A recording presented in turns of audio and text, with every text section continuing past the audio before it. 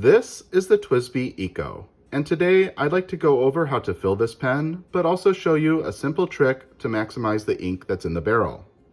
To start things off, let's review some important design features. First of all, it's a piston filler, and nearly all piston fillers work in the same way. At the back of the pen is a knob which you rotate to operate the filling system. And in the barrel we can see a seal, which I'll often refer to as the piston head, and that seal moves up and down the barrel to draw ink into the pen. Just behind the head we can see a rod which connects the head to the piston knob. Giving the piston knob a counterclockwise turn will extend the rod and move the head towards the nib. Rotating the knob in the clockwise direction will retract the rod and move the head towards the back of the pen. One other important design feature of this pen are these ribs, which we can see just behind the grip section. These ribs do provide some structural stability to help prevent cracking, but they also act as a hard stop to prevent the head from reaching the end of the barrel. And this gap that we can see will by default create an air pocket when you're filling this pen. Let me show you that right now. To fill up the TWSBI ECO, you are going to need a bottle of ink, and today I selected Diamine Polar Glow, which is a nice turquoise ink that has a lot of sheen. And then you're also going to need some blotting tissue, and I simply use a paper towel. Take the cap off the pen and the bottle. Extend the piston all the way down.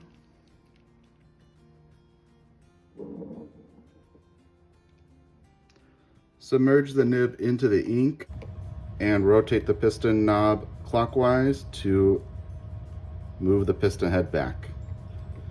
In order to get a full fill, I'm going to expel the ink again and then draw the piston head back up. At this point, we have a standard full fill for our TWSBI ECO. I'm going to wipe off some of the ink from the nib.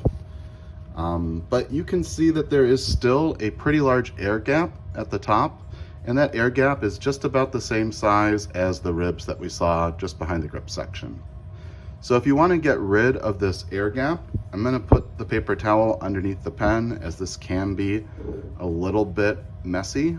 We'll hold the nib straight up, and first off we're going to try and get the ink out of the grip section and into the barrel. I like to give it a few taps and then rotate the piston knob a few times to try and help draw that ink down into the barrel.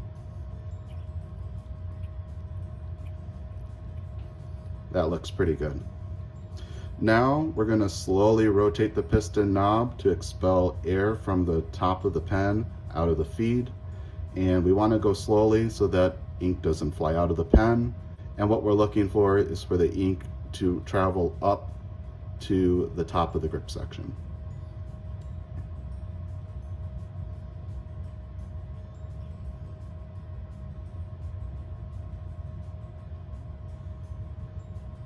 There, that's perfect.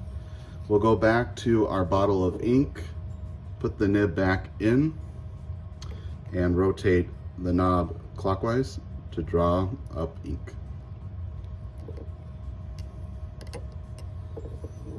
And at this point, we have a full fill without an air gap. I'm going to go ahead and wipe off the excess ink from the nib and cap up our pen, as well as our ink bottle. And I hope that you found this video useful and informative, and I just want to say thank you for watching.